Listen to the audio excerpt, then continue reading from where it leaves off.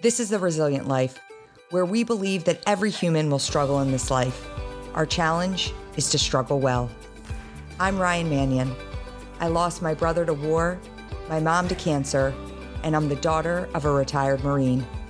I'm also a wife, mom, author, and president of one of the nation's leading veteran service organizations. Join me and some incredible guests as we explore the value of struggling well through life's inevitable challenges. Welcome to another episode of the Resilient Life podcast. I'm so excited to have our guest today, Rob Riggle.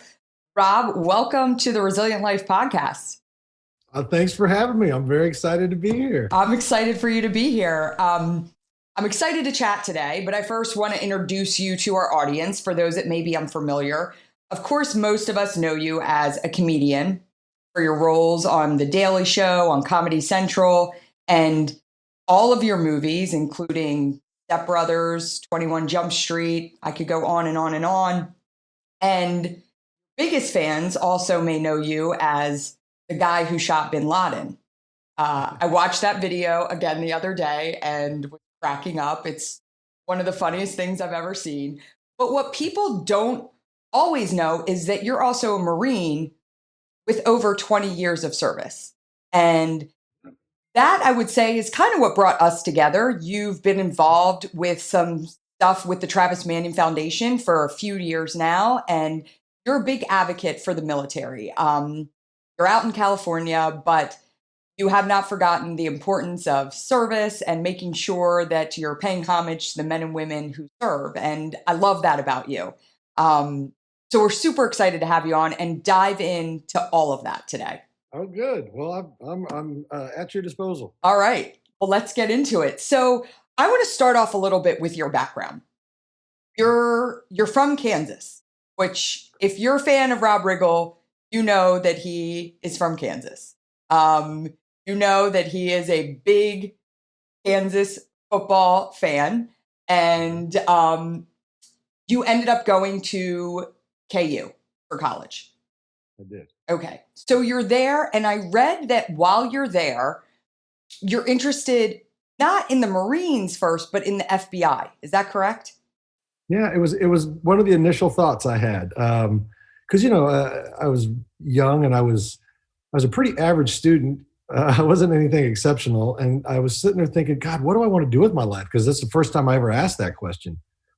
And, I had a wild thought about the FBI. I thought, that's something that has real purpose. And, that's something I could be proud of. And it just kind of appealed to me for some reason. So I called the FBI and I said, what are you guys looking for? What's path should I be on? And they said, we're looking for lawyers and accountants. So I was like, well, I'm out. So I was like, what else you got? And they were like, well, we recruit a lot of Marine Corps officers. And I thought, shebang, how about that? Because serving in the military was always something I had thought about doing. It's just one of those things. It was that I had in the back of my mind. But that was the kind of the catalyst that pushed me in that direction, so to speak. So do you go into the ROTC program at Kansas, or do you wait till you graduate? No, I went through the PLC program. Okay. Platoon Leaders course. So I went while I was an undergrad. And I had some buddies of mine that had gone through the PLC program. And I was lucky because they were older than me and they could explain some things to me, and they introduced me to the recruiter, and, they kind of helped with that path. So it was PLC for me. And then after you graduate, you're in Quantico, correct? Correct. I graduate. I'd finished officer candidate school already. So I was done with OCS. I graduated December 18th. I took my commission December 20th, and January 3rd, I was in Quantico at the basic school. Boom, boom, boom. Boom, boom, boom. So you're at Quantico and you're at the basic school and you're thinking you want to be a pilot. Yeah, well, that's one of the things. I had my pilot's license when I was in college, when I was at KU. So I used to fly a Cessna 172 all over. By the way, learning how to fly in Kansas is great. The whole state is a huge runway. So if anything goes wrong, you just put it down in any field. It was a very safe place to learn how to fly. I never was scared. But I would fly all over. I would take my buddies and we'd go fly out to Manhattan to see a KU State game, or fly down to Norman, Oklahoma, or wherever. So I got a lot of flying in, and then I took a test, that AQTFAR. I don't know, a lot of acronyms, but I did well enough that I got a flight contract with the Marines. So that's how it started. And one of the things I read that was really cool, that your grandfather served in the Army Air Corps during World War II, which coincidentally, so did my grandfather. Wow. He paid for your flying lessons. That's right. And I thought that was really, that was neat. And you're active duty. How long do you stay active duty with the Marine Corps? I did a total of 9 years active duty, a total of 9, and then 14 in the reserves for a total of 23. So where are you stationed during those 9 years? What do those 9 years look like for you as young officer, First Lieutenant Rob Riggle? Quantico, Pensacola, Corpus Christi, and then Indianapolis, Cherry Point, back and forth between Cherry Point and Lejeune, because I would be attached to different units. So I was with the 2nd MAW, 2nd Marine Air Wing, but I was sent on like special MAGTAFs to Liberia. I was attached to 2-2. I was attached to 3-8, just depending on what the needs of the Marine Corps were. So I spent a lot of time in Eastern North Carolina. Then from there, I was sent to New York City, which was great because that really helped open the door for me to pursue comedy and acting, which was another passion of mine that I always wanted to pursue or try. So that allowed that to happen, so to speak. So when you're in the Marine Corps, because I love this, I find it fascinating with both your journey, and then I also super interested in Adam Driver, who's a big actor and was a Marine, always a Marine. But, I always wonder about this idea. You go from really one end of the spectrum to the other. It's like Marines to Hollywood. Yeah. And so how does that transition happen for you? Not so much in logistically, but you've had a passion for comedy. When do you start recognizing in those 9 years while you're in the Marine Corps, this may be something I want to do as I leave active duty? To be honest, I think it was the desire to pursue comedy and acting, and that passion or that bug, that seed was already there when I started my journey in the Marine Corps. So I think it's always been there. It wasn't something I discovered during those 9 years on active duty. I think it was something that was always there that finally pushed through to the surface and was like, put some sunlight on this and give it a shot. And so that's how it did. And part of me was just scared to do it. I come from the Midwest. I have a very traditional family. I was serving the Marine Corps, and even though there was a passion to try it and do it, I was. It was one of the most terrifying things I ever did, was getting on that stage. I can only imagine, and I wonder, how you get to that point where, as you're growing up, is it, Rob, you're pretty funny. Does it start out that way? Because for a comedian, like, how do you determine I want to do comedy, right? Like, Honestly, I think you're right. I think it comes down to that. I like comedy the best because it's instantaneous feedback. Whether or not it's working right away. And the audience lets you know. And growing up, I could always make my friends laugh. I could always make my family laugh. And not by, doing pratfalls or whatever, but I could make light of a situation, right? There's all kinds of different ways to be funny. There's, like when people say class clown, I always kind of get turned off by that, because to me, a class clown was very disruptive, probably a bully. that kind of stuff. That was not my thing. I like to do more comedy bits, so to speak. So like in high school, I was a DJ at lunchtime, and I would do fake interviews with myself because I was in a booth, no one could see me, right? So I would say, hey, we've got this guy from this band Halloween, which was this ridiculous Dutch heavy metal band. That the album was one of the funniest things I ever saw. They looked ridiculous. So and the guys in the band were called Ingo and Kai, and just these. It was like, anyway, they were ridiculous. So I would say, hey, we got Halloween on the phone, and I would interview Kai and Ingo, but I would be Kai and Ingo, and then, I would, on the back of the announcements, it would say in all capital letters, "Do not read," and it was the teacher absence, for that day. Right. And so I would speculate on where Mr. Menser was, or where Mrs. Crow was, or I would just say, "Oh, Mr. Menser's not here. I wonder where he is. I bet he had a big weekend." Royals game, drinking beer in left field or whatever it was. But I would just do things like that. I also did some sort of naughty things. I remember I would say, okay, up next we got some more, Night Ranger, and I'd play, I'd start the song, right? And then I'd put the microphone down, but I'd leave the master level up, and I'd start cussing. To my buddy, I'd be like, "Oh man, can you believe this horse shit?" And I'd say something, I'm sorry if I cussed on your thing. No, it's fine. I would say something terrible like that, but it would go out over lunch, so everybody in the cafeteria could hear me, cussing. Well, then I could hear the clickety clack of high heels of our teacher running down the hallway, going, "The microphone's still on! The microphone's still on!"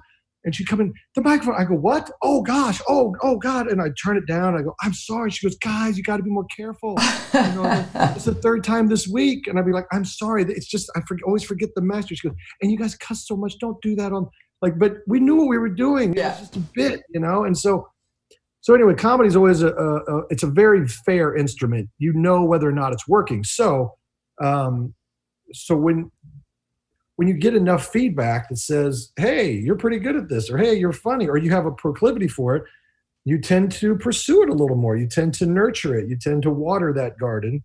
And then you finally get enough courage to take it for a walk on stage and see if it really works, or if you're just kidding yourself. And then when you go on stage and you actually get some positive feedback, you're like, maybe I could do this. And then you try it a little more, and you do it a little more. And then it becomes a passion, because when you do it and you do it well and it works, it really does feel, it's like a high. It feels really great to do that. So then you become really passionate about it, and then it kind of takes a life of its own. And by the way, like if it's not going well, and if you get that feedback too, and you have to adjust for it. Now, if I was doing it for a couple years in New York and nobody was enjoying it, I could get the message. I'm not without social cues. I understand how the world works, but I wasn't. I was actually getting good feedback. Yeah, and I wonder about that. And I actually, because I do a lot of public speaking, and I'll never forget one of the earliest speeches that I gave. It was probably actually the first time I got up in front of a large group after my brother was killed, and they asked me to talk about Travis. It was at his high school. And so I went to his high school and I wrote a 45-minute speech. And it was a speech. I didn't ad lib at all. And I didn't want to talk about Travis the whole time.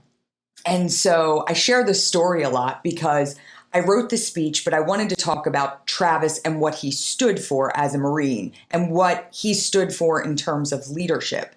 So I started pulling out all these other examples of leadership. And I shared some stories about Travis's friends, and I shared a story about George Washington and the ultimate example of leadership being that he retired back to Mount Vernon and asked others to step forward.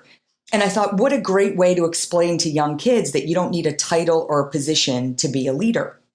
And I remember I read the speech to my dad, and he was like, "This is great. And that George Washington piece on leadership, it's fantastic." And I'm like, "I know, I love it." And so I give the speech. And afterwards, the principal at the school, he said, this is a message that transcends beyond the walls of just Travis's high school. I'd love to pass it on. Would you speak at more schools? And I'm like, absolutely, sign me up. And it was electric when I first got up there. Like, I felt it. I felt this passion where I'm like, oh my gosh, I love this. And so I know what you're talking about, that getting up on stage. And I said, listen, I'd love to know what the kids thought, obviously. Like, of course, the adults loved it. My dad loved it. I said, let me know what the kids thought. And he said, okay, we can certainly gauge the kids. And he called me a few days later and he said, you know, the kids loved hearing stories about Travis, obviously, this kid who walked the halls of the school they're in now. And they loved hearing stories about his friends. And I said, okay, was there anything that they didn't like? And he said, you know, they didn't love that story about George Washington. And so like that was my feedback days later. But I wonder, as a comedian, you know, in that moment, you tell that joke and it doesn't land and you instantly know. And I'd love to know, like, was there a time that you can remember where you said something doing stand-up where it just didn't land? Like, and what do you do in that moment? Oh, I mean, yeah, I don't think anybody who's ever worked in comedy has, if you haven't bombed, you haven't done comedy. It's just the way it is. And it's terrible. It's the worst. It's the worst feeling in the world. And all you can do is smile and move on and go, okay, duly noted. I need to work on that one, or I need to come up with a better, because that's what it is. You're always, it's like whittling. You're always trying to make it better. You know, you're always sculpting it down to what it could be. So the first time you try something, yeah, you know, maybe the premise is there, or maybe the punchline is there, but the verbiage could be different. And when you change the verbiage, all of a sudden the joke that didn't land the night before is now your bet is your closing joke. So it is a process. It's all about whittling down, but the instantaneous feedback is always great because there's no director, there's no producers, there's no editor. It's just you and the audience and a microphone. And do you do you acknowledge it in the moment? Because I would imagine that if I told a joke and nobody laughed, or you got the boos, or you're like, all right, that one didn't work for you. I understand that. Or do you just kind of move on and move to the next joke and hope that one hits? It depends. It really does. It depends on the crowd. It depends on how relaxed they are. If they're and it depends on you. If you're relaxed enough, you know, you can acknowledge in the moment, like, all right, duly noted, and didn't like that one, huh? And move on. But you always just move on. Yeah. You know, you don't want to dwell on it too much because it sucks. And then, you know, I haven't done stand-up in so long because I was more of an improv and sketch comedian. That was kind of my bread and butter. But while I was on The Daily Show, I shared an office with John Oliver, and he used to drag me to comedy clubs to do stand-up with him, and I didn't know how to do it, really. I hated doing it. So I started building a set then, and I did stand-up for a brief window, probably, 5 years? And it was fine. But it's a painful process, no doubt about it. Yeah. So let's get back to the Marine Corps a little bit, because sure.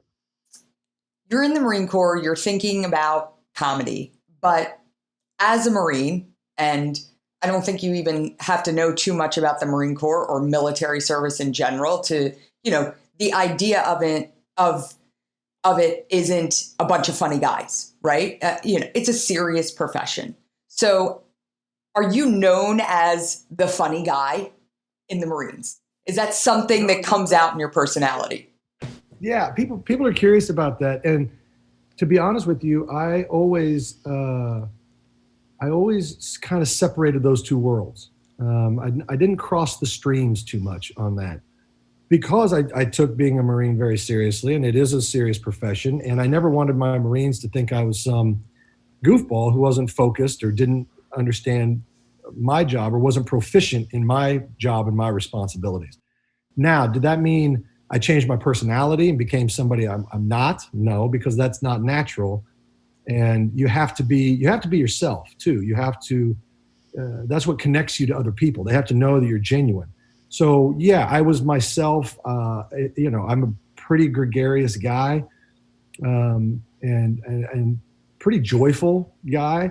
But yeah, no, when it was time to be a leader of Marines, I was a leader of Marines. And when it was time to, you know, relax, then I relaxed. But I don't think I ever, even though I wore multiple hats, I don't think I ever changed my personality. Yeah. I knew time and place. There's a time and place for everything. So I just knew I always knew when it was time and place to do whatever I was doing. Absolutely. Let's talk about what year do you leave active duty? I left active duty in 2000. 2000. So, wow, 2000, not having any idea what's going to happen the following year. And do you immediately decide as you're leaving active duty? I also found this very interesting that you're going to do the reserves. Do you go right into the reserves? I had worked with, my last active duty station was in New York City, and I had worked with the reserve unit there. We'd always do this East Coast symposium, and it was, so I worked with that reserve unit, and I got to know that unit pretty well. And the Marines in that unit were, I thought they were outstanding. They were all outstanding Marines. So I was like, I just thought they were a good unit. And they asked, they said, what are you going to do when you leave active? I said, well, I don't know, I try to be an actor comedian. And the CEO was like, well, you ought to think about joining the unit. So I did.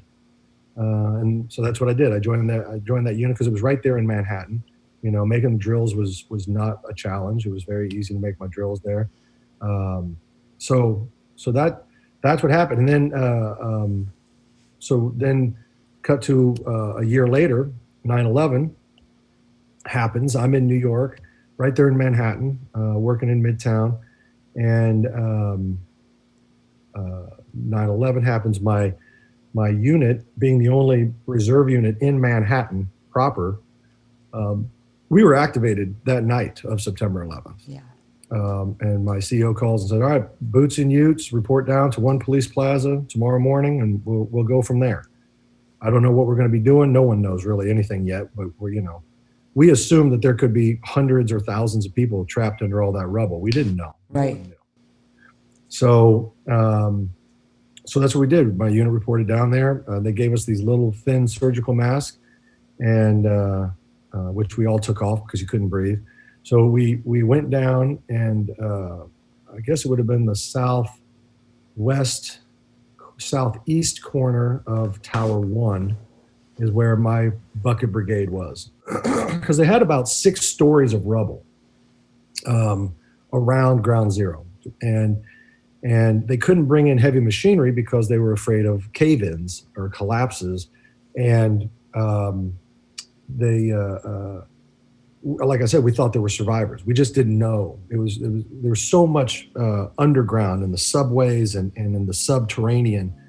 So, and what was also scary too is that there was a lot of the buildings that surrounded the Twin Towers were damaged. I think even the next day, another building like World Trade Center 3 or 4 or 5 went down. Yep. There was another huge one where Brooks Brothers is in the basement there. It looked like Godzilla had clawed out the front of the building, and it was where some of the tower had just gutted part of that. Well, that building became unstable, but time was of the essence, so everybody's down there in the bucket brigades, just 12 hours on, 12 hours off, 12 hours on, 12 hours off, just passing bucket brigade all day. And that went on for about 6 days. And then I think they declared it no longer search and rescue, but more search and recovery. So at that point, they could bring in heavy equipment. And like when we were working, they would stop, they'd blow a whistle, and everybody'd stop working, and you could hear a pin drop, and they would lower listening devices into the rubble to see if they could hear anything, any banging or anything. And they couldn't, and they pull it up, and then we go back to work,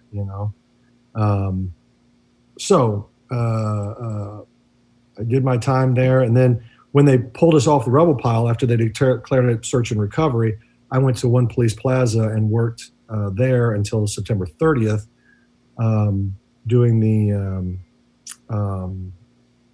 military-civilian coordination, coordinating efforts with our military. At that point, I had a pretty high security clearance, and obviously I was a captain. My country was just attacked. I'm pretty mad. So I volunteered to go back on active duty, and it didn't take long. Central Command picked me up, on November 10th, the Marine Corps birthday, is when I got my orders. And I reported on November 17th to Central Command down in Tampa. And November 30th, I was on a plane to Afghanistan. So, I mean, it was boom, boom, boom, 20 days from the time I got my orders to the time I was on a plane to Afghanistan in 2001. So that's why I'm always, that's why I'm like, that's why you have a reserve. That's why the reserves are around, so then I was back on active duty for a year, and then came back to New York after my year. That was my 9th year. So I'd done 8, and then that was my 9th. That was in your 9th. And how long were you in Afghanistan?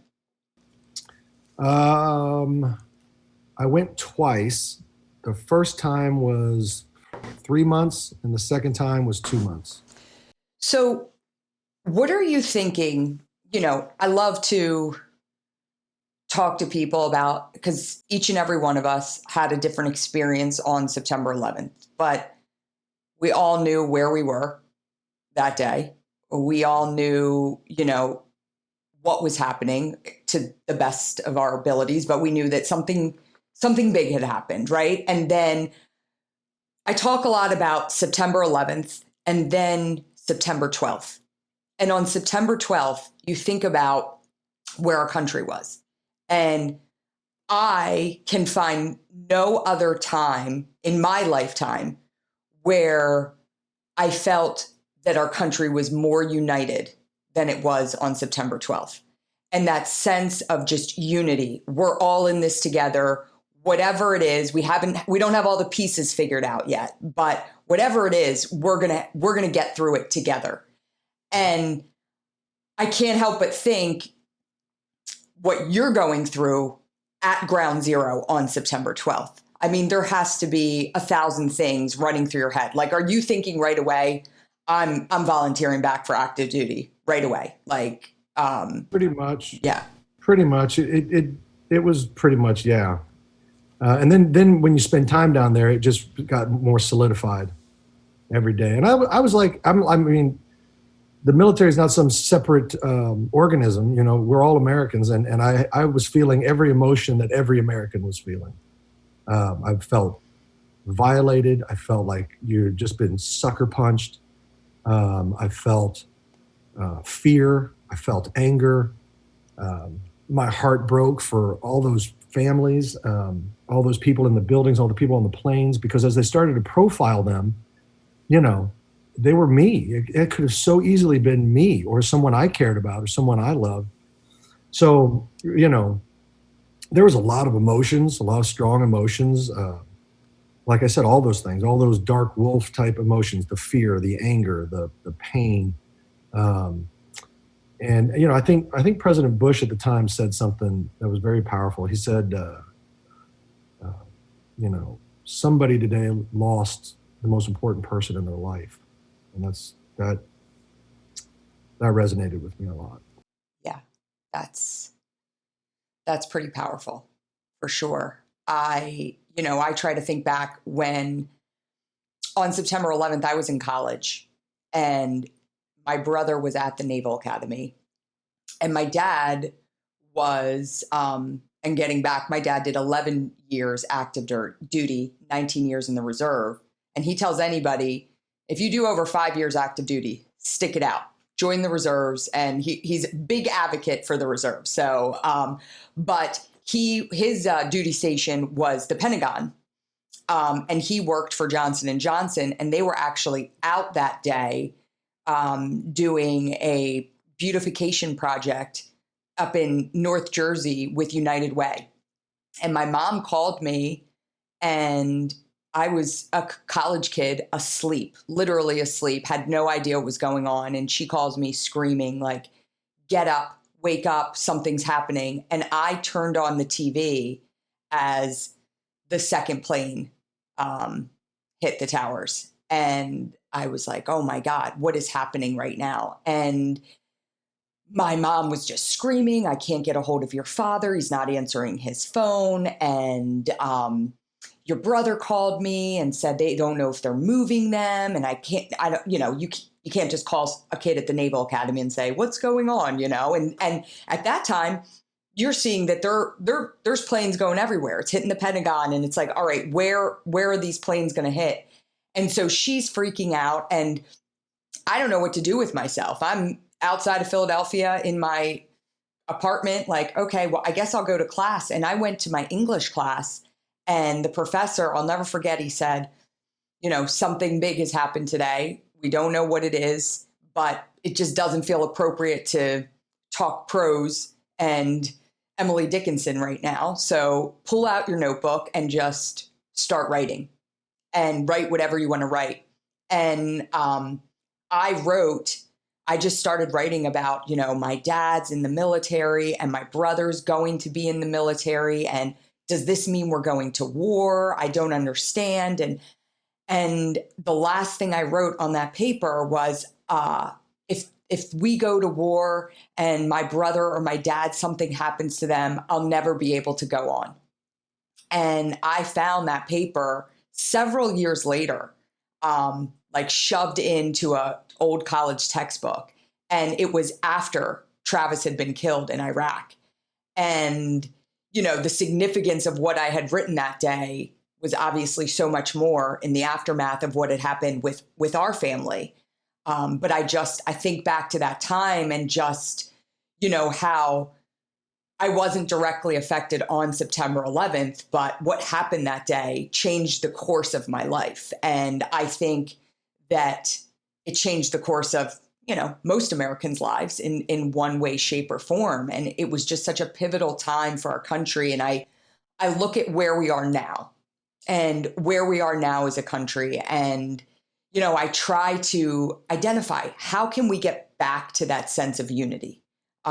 Because listen, there weren't good things going on. It was tough stuff that we were dealing with. I mean, we had been attacked. Our country had been attacked, but somehow we found this way to say we're all in it together. And I don't feel like we've ever gotten back to that place since that day, September 12th. And, who am I? But I often think about how we can find our way back to that sense of unity that we were experiencing as a country. Yeah, and that's interesting because I remember September 12th like you do. I remember the unity. I remember Congress singing "God Bless America" on the steps. I remember, that's a lot of R&Ds together singing "God Bless America." You're never going to get that to happen today. No, you're never going to get that to happen again. But, and perspective-wise, you got to remember too, like before September 12th or 11th, it was partisan BS as well. That's always going to be the thing. So, I think that's always going to exist. What makes me sad though for today is, I don't know, people don't know who to trust anymore.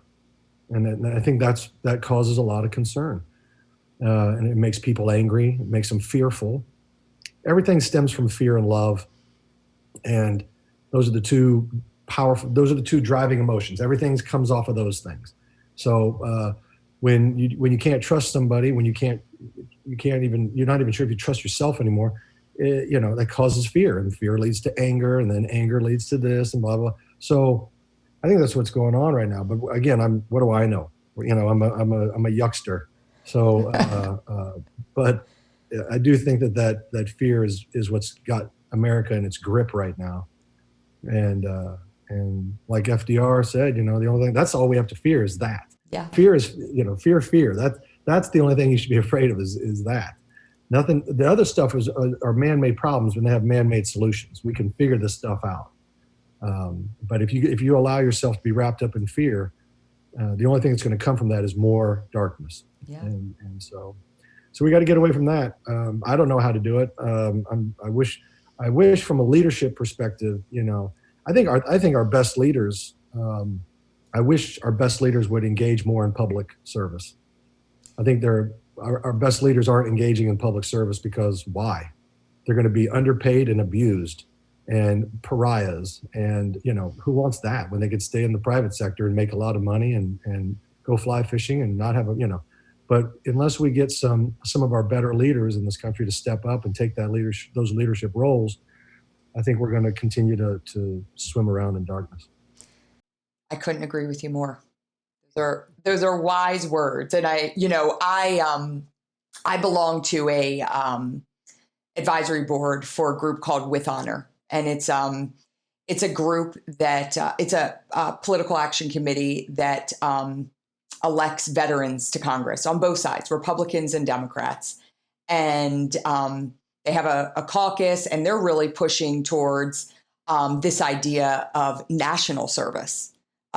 Collective national service for everyone, mandatory national service. And I love this idea that, because I've seen for myself, I've seen how service has shaped my life. I watched my dad serve active duty growing up, and then again, 19 years in the reserves. And I knew that every other weekend dad was going to be gone, and 2 weeks, and then another 2 weeks he would be gone. And that was just a part of my life. Right. And then watching my brother, but I very much I kind of watched them with oh, my family serves, but I didn't have an itch to do anything in terms of public service. I had no inkling for doing that myself. I just thought that was kind of my family makeup. And, my service was through their service, essentially, frankly. And after Travis was killed, I was a small business owner. I ran clothing boutiques, upscale clothing boutiques. And that was my life's passion, was running clothing boutiques. And after he was killed, I couldn't even imagine going back to that world. And so I originally, after he was killed, I took a job with the government because I thought, oh, I'll serve by working for the government. I found out very quickly that wasn't my way to serve. And so I ended up running for public office myself. And to this day, I've been our township supervisor for going on 10 years. And it's given me a way to give back to my community. And, along with what I do professionally every day, working with veterans and families of fallen service members, but I see how it's changed my life, how serving for others has changed the way that I view every single thing that I do. Unfortunately, it took me to, my brother was killed for me to find that. But I think us giving that opportunity to everyone, and there's so many different ways that people can serve this country. It's not just putting on a military uniform, but it changes your DNA to some degree. It really does. It changes the way you do everything. I couldn't agree more. I think that's everything you said is very true. And there's all kinds of ways to serve. I read something, I'll probably butcher it, so this is all paraphrasing, but basically it was just saying, if you're depressed, or if you're sad, or if you are unmotivated or without purpose, or just adrift, or just start with a couple things. Start with a little bit of gratitude for the things you do have, and then start serving others. And it's amazing how fast things will change for the better. Yeah. I say that a lot to others. Yeah. When I speak to kids, we run a character development program. So we have veterans that have been trained in character education, and they go out and speak to our nation's youth. We've spoke to and presented this program to over 500,000 kids across the country. And it's incredible work, because you've got these veterans that are coming back and saying, we've taken off our uniform, but they all of a sudden are missing that purpose and that passion. And so we put them back in front and say, we still need you, and this is what we need you to do. But whenever I have the opportunity, I speak at the Naval Academy to summer seminar. So it's the kids that are interested in the Naval Academy. And I go every summer and speak to them. And I always say, just so you know, this idea of getting out and serving, it's not just for others, it's for you too. And it's going to feel good. And that's okay to say, I serve because it's good for me to serve. Don't feel ashamed to say, I feel good serving others. So I love that. Okay, so I want to get into the journey to becoming Rob Riggle, the comedian. So you take this path, you serve in Afghanistan for two tours, you come back, and how quickly do you kind of go back into the normal routine of your acting and comedic profession? Pretty quickly, a couple months, I was probably back on stage, doing stuff. Now I had, prior to going back on active duty, I had been doing improv and sketch at the Upright Citizens Brigade Theater in New York, for many, many years at that point. So when I got back, I just kind of joined my old improv troupe and went back on stage, wrote a new sketch show, did improv shows, kind of got back in the swing of things. And about 2 years after I got back from Afghanistan, that's when I got on Saturday Night Live. So it was back into the grind, so to speak. I think I'd been doing improv for about 4 or 5 years, improv and sketch for 4 or 5 years prior to deployment. And then when I got back, another 2 years of grinding. And when I'm saying grinding, I mean 1 a.m. improv jams down in the Village for 9 drunks in the basement of some black box theater, and the people out there weren't even listening. Who cares? But it's stage time. Right. So you take it, and you do this, you take the stage whenever you can get it. So, so I was fortunate in the sense that I had created enough work, I'd done enough work, done enough grinding that the opportunities started to present themselves. So you get a gig with Saturday Night Live, and I imagine as a comedian, like that's that's big. You're like, whoa. And do you feel like when you land that, do you feel like, okay, I've made it? Do you get that feeling, or are you like, there's 2 ways you can look at it. I made it, or I falsely had that feeling. Okay. Falsely. Because I was very green, very inexperienced in show business. Now I could go down to the UCB theater and do sketch shows and improv. Like my skill set was there, but no one was paying me to do any of this. So it wasn't, my first gig in showbiz, my first job in showbiz was Saturday Night Live. So talk about jumping into the deep end and drinking out of a fire hose. That was it. Yeah. So it was a little overwhelming, to say the least, when your first gig is SNL. And SNL is this very iconic, going on 50 years here, or 45 years. The show's been on, 50, I don't know what it has. A long time. Yeah, 45 years. So it's an iconic show, right? It's very big. And I foolishly thought, hey, I made it. Now I just got to, kick butt here, and then I'll be making movies and and because I was so naive, I was so foolish about it. I just didn't understand. I was a babe in the woods, really. I had to grow up real fast because it lasted for 2004, 2005. So it was one season. It was an election year. It was when Bush was running against Kerry. And normally SNL gets a big spike in the ratings on an election year because everybody tunes in to see the fake debates. Sure. And that stuff, right? For whatever reason, that election did not grab the imagination of the American public. So no one cared, particularly at that election. And so no one tuned in to watch. So they didn't get a big spike in the ratings. So NBC panicked and they were like, clean house. So last one in, first one out. So I got caught up in that wave of clean them out. So I did 1 year, and then at the end of that year, they called and said they're not going to renew your contract. I remember thinking, what? But hold on, I've got more to do there. Like I've got all these character ideas. I got all this stuff I want to do, and what? I was bewildered. I was actually shocked, and then that's when it hit me. I'm like, oh. There's no finish line in show business. There's no point there's no point that you ever get to a place and you go, I'm good, I got it. Now I'm on easy street. Yeah. Even A-listers are competing for they're competing for the best movies, the Oscar movies, but they're still competing to get what they want. And it just never ends. So you realize, it took a total recalibration. And I had about a 15-minute pity party where I sat out. I was at my parents' lake house and I sat out back and I felt bad for myself. And I, lamented and moaned and was hurt and felt betrayed and all these, And then I said, okay, well, I've got a daughter and a wife, and I've got to provide. So guess what? That little pity party's over now. So now I got to figure out where are my paychecks coming from? Right.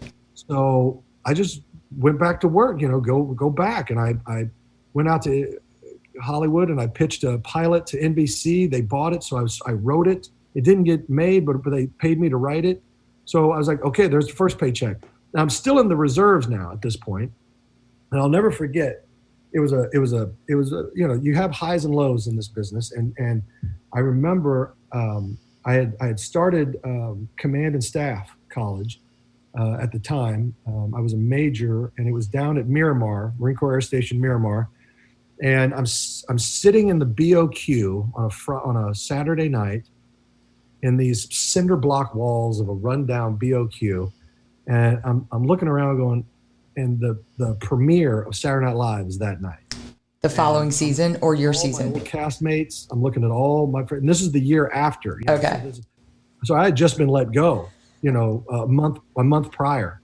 And I'm sitting in the BOQ with my Machiavelli book or whatever I was studying, whatever we were reading, Mahomes or whatever, naval warfare.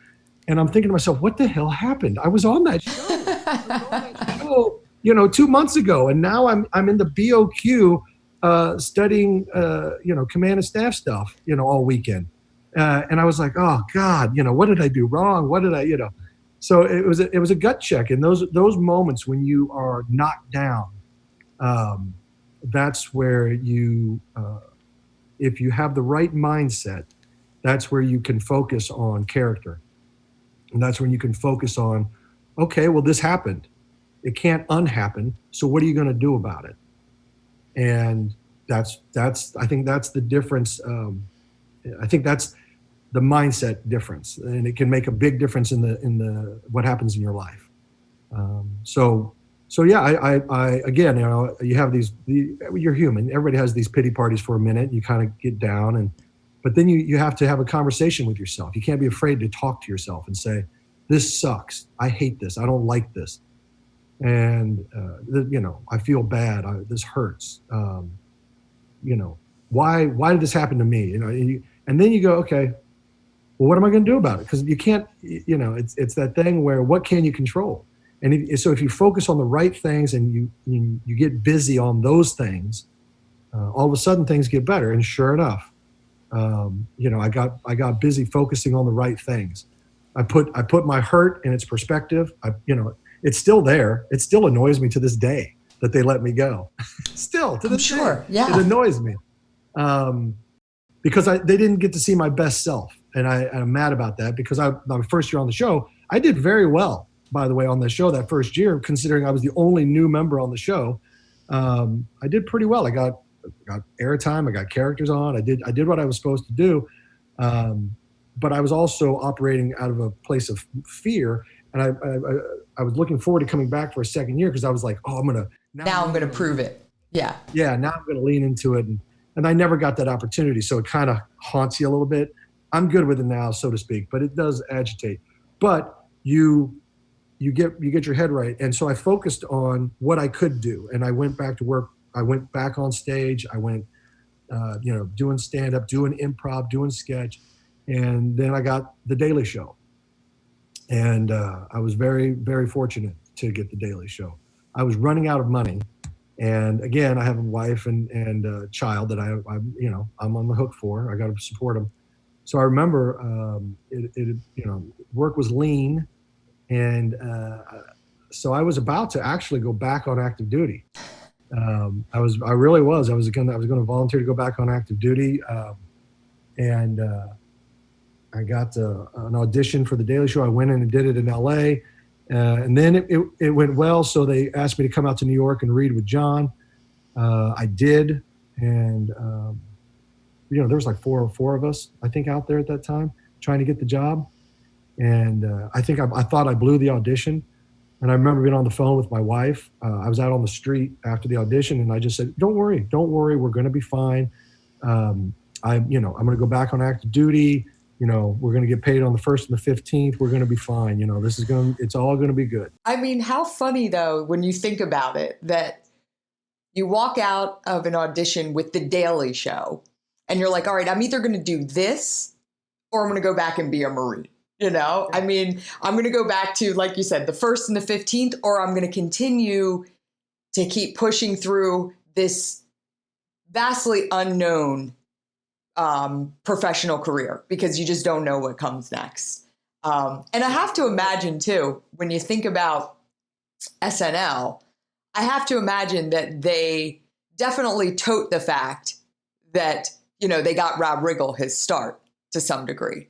You know, Rob Riggle, you know, he started on Saturday Night Live with us, you know. I have no idea. I seriously doubt it, though. So you get the job with John Oliver. You're on but that's in New York, right? Right. So you have to relocate back to New York. Yes. And it was tough because the way The Daily Show works is they do it probationary style. So you get 6 months to see if it's a good fit. Well, I'm not moving my family from my wife and daughter from California, which we just moved there, to New York. And we couldn't even afford New York because it was cable money. So I couldn't even, you know, I'd have to live in Jersey or, you know, I'd have to live out somewhere and commute in. Yep. So I was like, no, we're not doing that for 6 months, because what if in 6 months they go, yeah, it didn't work. Well, you're better prepared for it this time because after the SNL experience, right? Yeah, I learned very quickly that there's just no guarantees in show business. Things change in a minute. So, and then I did the 6 months and it went well. They said, we like you. You get another 6 months. So I was like, huh? Okay. So I'm still proving myself. That whole first year was all about proving yourself. Yeah. And you were on probation, you know.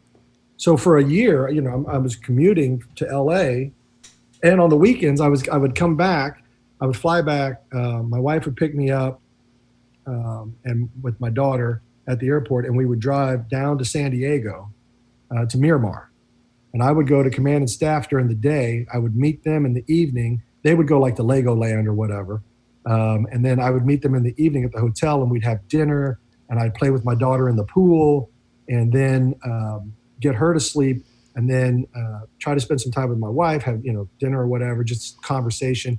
And then I would try to study because there's always an exam, you know. So I'd try to study. And then Sunday we would repeat, you know, and same thing. They'd go do something, SeaWorld or whatever in San Diego. Same thing, play in the pool, get, you know, daddy-daughter time. And then I'd always take the red eye so I could spend as much time on Sunday with them as possible. And then we drive up back to LAX. I would get on the red eye, fly back to New York, land at JFK Monday morning, take a cab straight to the Daily Show and go to work. Oh my gosh. And I would do that once a month. And that was once a month. And then I would also try to get back one other weekend a month where it was just me and the family, you know. Not doing All I was averaging was about 2 weekends a month for an entire year. And then when the Daily Show picked me up for the second year, they were like, you got a whole year now. Now you got the whole year. So I was like, all right. But that's all they would give me. So I was like, well, I don't know, you know, like it's still not enough. Right. And I wasn't getting paid that much. I mean, I really wasn't getting paid hardly anything. So we moved my family back to Kansas City, where my wife's family's from, is my family's from. She has a good support system there. She has friends and family. My parents were down on the farm, so the house in Kansas City was empty, so she had a house. And it cut my commute in half. So now instead of flying 5 hours, I'd only have to fly 2.5 hours to Kansas City. And it made that a lot easier. And we saved a ton of money, which, you know, it was a necessity at the time. Yeah. So then I did that for another 2 years, commuting New York to Kansas City. And then once I was done with the Daily Show, we packed up and I'll move back out to California. We got to imagine that your wife, I mean, on both ends of the spectrum, you know, she marries a Marine, which the spouse of a Marine is not easy. And then she marries the wife of, you know, a struggling up and coming comedic actor who, so I mean, probably two of the hardest professions to be married to that person, and you had them both. And so that definitely had to be a challenge for her. And I always say that, the spouses of our service members are by and large the most underappreciated of anything in our service. And I think it's becoming more, we're putting more emphasis on the spouse and the family, but your wife has been with you through that thick and thin. So that's pretty incredible. Absolutely. Yeah, no, I couldn't agree more. I think the spouses of our military members, they endure a lot more than people understand. Yeah. I saw it with my mom, for many, many years. And I didn't give it the appreciation, that it deserved until I was older. But as a young kid, I didn't get it. Now as a mother of three, I'm like, oh my God, I can't believe everything that she did. It's unbelievable. So you leave the Daily Show, you do that for a few years. That's a great thing. You have a good time doing that. And then you connect with Will Ferrell because I mean, and I'm only guessing this because you've done so many movies with him. You had to have connected with him in some way. How does that happen? Yeah, I think the comedy world is small. It really is. And so if you're in it long enough, you run into people and you get a reputation, and people know, if you're funny, if you can be counted on. Do you improvise well? Do you do stand-up well? What do you do well? And are you someone that you can work with? There's a lot of great comedians out there that are challenging to work with, but they're great comedians, and what makes them a great comedian is, probably they're a little tortured on some level. But, you also find out, oh, this person's a real pleasure to work with. They're really funny. And so being part of the Upright Citizens Brigade Theater was a big part of connecting with other people. Like my teacher at the Upright Citizens Brigade was Amy Poehler. Oh my gosh. I learned from one of the best. That's crazy. And one of the best. Parks and Rec is one of my favorite shows of all time. She was a great teacher and a really great improviser, and someone that I loved getting on stage with. And, I think when Lauren Michaels went around asking people, who should I be looking at, for cast or whatever, I think it was probably Amy and maybe Horatio Sands and some of these other folks that had maybe put in a good word for me. Yeah. To even get that audition. So, I think that's how it happened because, again, these worlds are very small. You got the Chicago Improv Olympic, you got the Upright Citizens Brigade, you got the Groundlings, and eventually you all kind of cross-pollinate in certain comedy worlds.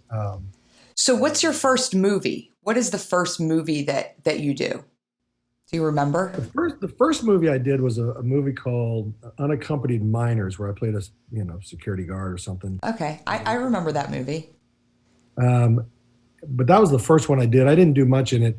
But then The Hangover was fun. It's funny too because Todd Phillips, who directed that, who also went on to direct Joker this past year, I think he was nominated for an Oscar and stuff. He was a big UCB guy. He used to hang out at the UCB in New York back in the early 2000s, and so. And you get that role, and you're the cop in The Hangover that has the little girl tase Bradley Cooper, right? And yes, and it's funny because. You came to the Travis Manion Foundation. You were the master of ceremonies at our gala a couple years ago. And I can attest for you are great off the cuff. I mean, we gave you a very dry script because it was a serious event, but we asked you to bring a little bit of humor and levity to the event. And you were amazing. And I tell you that all the time. Every year when I ask you to come back and do it again, I'm like, you were the best. Everybody loved you. But I remember when I shared with some people leading up I said, oh, we have Rob Riggle as our MC this year. And they were like, oh, Rob Riggle. I said, yeah, he's an actor. Oh, okay. And then I say, the guy from Step Brothers who says this is better than any Catalina wine mixer I've ever been to. And they're like, oh my God, Rob Riggle. And I read in an article about you that you are described as an actor who has a knack for turning small parts in big films into everyone's favorite part of the movie. And it is so true. Like when you think back on all these iconic comedies, your role in that movie is like as little as it may be or as big as it's always like, oh my God, that's the scene that people talk about. And I'm sure you hear that all the time. That's very kind of you to say. I give credit to the other actors and the director for letting me improvise, because that's a lot of that stuff, just improvising and having fun. Because I do that better sometimes delivering improvised lines than the scripted lines. Not that the scripted lines aren't funny or whatever. It's just when it's your own verbiage, it comes out better sometimes. Oh, totally. And I can only imagine, you came to the year before that, before you came and emceed our gala, I met you at Army Navy, at the Army Navy football game. You were doing you had We Are the Mighty. We're following you around doing a documentary or a little video on you because I think you had 12 Strong coming out at the time. That's right. And that was a dramatic performance, which is, you are not just a comedic actor. You also, and that movie did really well. That was a great movie. And I met you. You came over to our tailgate because our mutual friend, Chase Millsap, he told me, oh, I'm following Rob Riggle around. I said, well, you got to bring him to our tailgate. We have the biggest and the best tailgate at the whole, at Army Navy. And you came and I remember you jumped up on top of the, you were so gracious. You jumped up on top of the pickup truck that we had, and we had Vince Papale there, who was, the movie Invincible was made after his story. And he's a Philadelphia legend. Former Eagles player, and you jumped up and you shot that line out from Step Brothers. And we have it on, I say we have it on camera, we have it on like iPhone camera, but the crowd literally like went wild when it's snowing, everybody's there, amped up for the game. And, for those who have not been to Army Navy, I don't think there's any better athletic sports game in ever. It's everything. It's a special day. It's a special day. Yes. And made more special last year when Navy finally came back and won the game after a few years of devastating losses. So we were on a hot run though for a long time. Well, I'll tell you what, I'll tell you this. It was was it like 13 years in a row that Navy had won? And I remember going into that last year that we won before we took off a few years. And I was like, oh, I kind of feel bad for Army, And somebody was like, what do you mean you feel bad? No, you do not feel bad for Army. You never say anything like that. And those 3 years that Army won back to back to back, they rubbed it in our faces so bad that when we won this year, when Navy won this year, I held nothing back. I was not a gracious winner by any way, shape, or form. So it amazed me too. Army wins those 3 in a row, and they were very boisterous in their celebration. And I remember thinking how quickly they forgot the last 13 years. Yeah. 13 or whatever it was. It was some big number like that. Yep. But they had instantaneously forgot it as if, woohoo, and I was like, oh, so anyway, it makes it fun. It makes it part of the experience. Well, it's a great rivalry, and it's events like that, going to events like that, the camaraderie, the shared camaraderie, and that you feel. Never will you go to I'm a lifelong, diehard, season ticket holding Eagles fan. there's no shared camaraderie when you come to play the Eagles. I mean, when I tell people I'm an Eagles fan, I kind of say it like, yeah, I'm an Eagles fan, but we're terrible humans as fans. I mean, I know we are. I've been at the games. My husband won't even take our kids to the games, because our seats are not in a section where he wants them hearing what the people around us are saying. But, you go to an Army-Navy game and it's all in jest, because at the end of the day, it's America's game. They're on that field, they're competing against each other, but then they're going to turn around and they're going to be serving our country together once they walk off that field. So there's just such a beautiful symbolism in what that game represents. And there is. And even though the rivalry is intense and both sides are passionate about their teams, they don't do it in a degrading way towards the other team. I mean, the worst it gets is beat Army, go Navy. Right.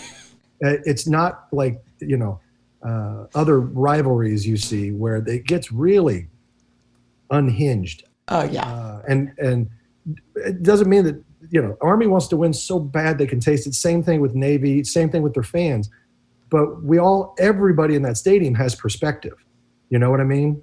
They haven't lost sight of the big picture. Yes, that's such a great point. Perspective. They have not lost perspective, and I think that I go to those games and I think about, again, that shared humanity that we can find when you're at events like that, where you see the best of what our country has to offer, and it's these fine young men and women that are doing so much. So it's incredible. You're incredible. I am such a huge fan of all of the work you do. We didn't even get into, I think I'd love for you to, before I ask you your final question, I'd love for you to tell us what you're up to these days. I know you've got a show on right now. I've watched it. It's really funny. It's a bunch of celebrities playing putt-putt called Holy Moly. Not celebrity, but yes. Well, tell us a little bit. Anything else that you have in the works? Anything else you want to tell us about? There's so Holy Moly on ABC Thursday nights. I'm doing that. I'm actually going to go down and do Holy Moly Australia in September. That'll be fun, going down to Australia to do that. I have an animated series coming out on Netflix called Hoops. Oh, cool. It's an R-rated. It's animated, but it's R-rated, so don't let the kids. Okay. It's an R. It's a very clear R rating. Okay. But it's hilarious, and it'll be a really fun show. So that's coming out in August, and then there's a couple other things that are out there on the horizon. But this COVID, it really it's kind of locked up a lot of production. So everybody's waiting, to kind of get this out of the way so that we can get the wheels of industry, so to speak, moving again.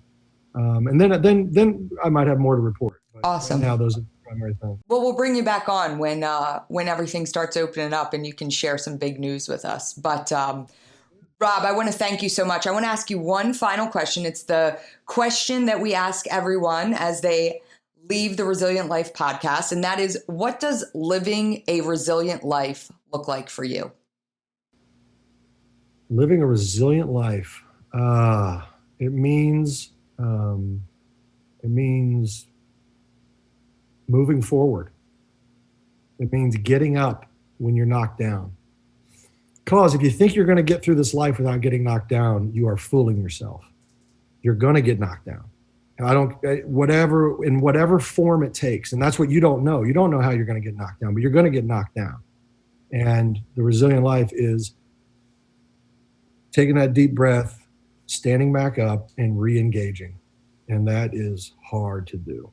But it's also what makes life pretty special. Absolutely. Getting back up, keep moving forward. Wise words from Rob Riggle. Rob, thank you so much for joining us today. We really appreciate it. And thank you for tuning in to another episode of the Resilient Life podcast. Our guest today, Rob Riggle, was fantastic. Hearing about his journey from Marine Corps to comedic actor and his wise, sage advice to keep moving forward. I want to thank all of you for listening, and please be sure to subscribe, like, and share the Resilient Life podcast with your family and friends.